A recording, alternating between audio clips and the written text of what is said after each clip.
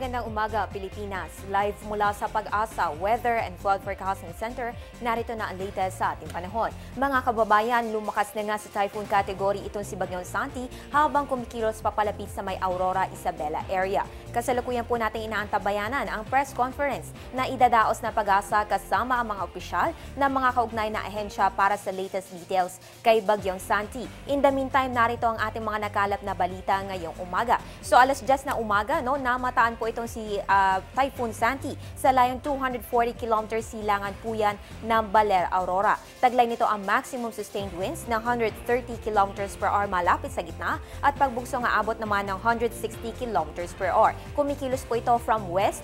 Naging na po siya, ang direksyon ay west-northwest sa bilis pa rin na 15 km kada oras.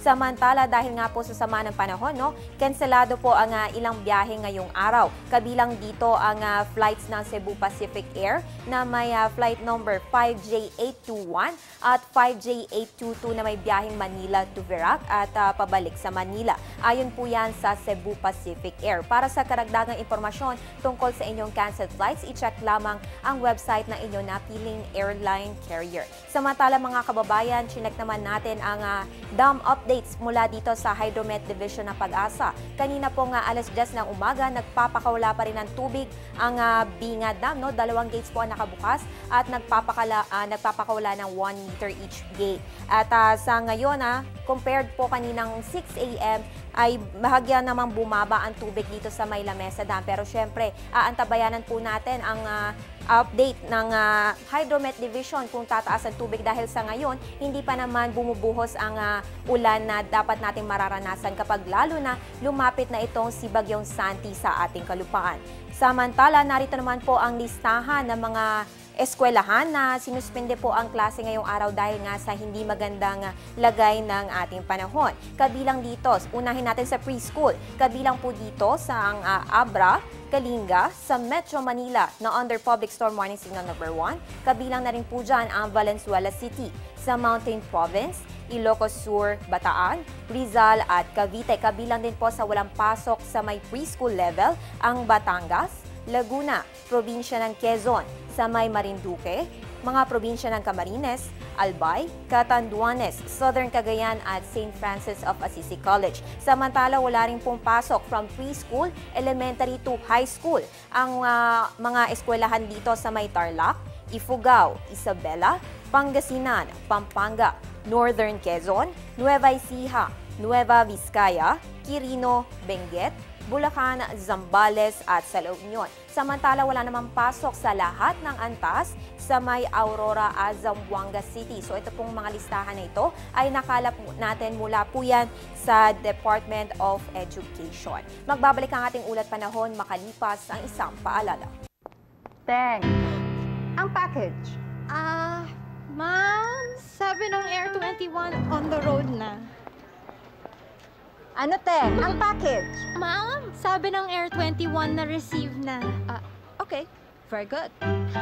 Basta padala, sagot ka ng Air 21. May real-time delivery updates via text para worry-free ka. Teng, ang package, napadala mo na? Yes, ma'am, sa Air 21. Sa Air 21, sagot ko, padala mo. Mga kababayan, maraming lalawigan ngayon ang under Public Storm Warning Signal numbers 1, 2 at 3.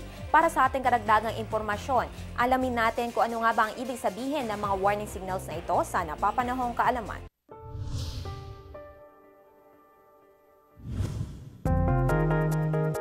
May 4 na public storm warning signal ayon sa Philippine Atmospheric, Geophysical and Astronomical Services Administration o Pag-asa. Ang signal number 1 ay may hanging 30 to 60 kilometers per hour. Dito ay maaaring magkaroon ng pagulan sa loob ng 36 hours. Kapag signal number 1, sinususpindi na ang klase ng preschool at kindergarten sa mga pribado at pampublikong paaralang apektado ng bagyo. Ang signal number 2 naman ay may hanging 60 to 100 kilometers per hour. Dito ay sinususpindi na ang klase sa mga apektadong lugar mula preschool hanggang elementary level. Ang signal number 3 naman ay nagtataglay ng hanging may lakas na 100 to 185 kilometers per hour. Kapag ganito kalakas ang bagyo, wala ng klase sa mga apektadong lugar mula preschool hanggang college.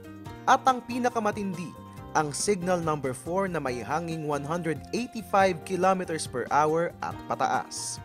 Dito ay wala ng klase sa lahat ng antas at kadalasang hindi na rin pinapapasok ang mga empleyado ng mga kumpanya. Tandaan na ang public storm warning signal ay base sa lakas ng hangin at hindi sa lakas ng ulan. Maaaring walang ulan kahit may bagyo. Ngunit pakatandaan na ang malakas na hangin ay mapaminsala din sa ating kaligtasan.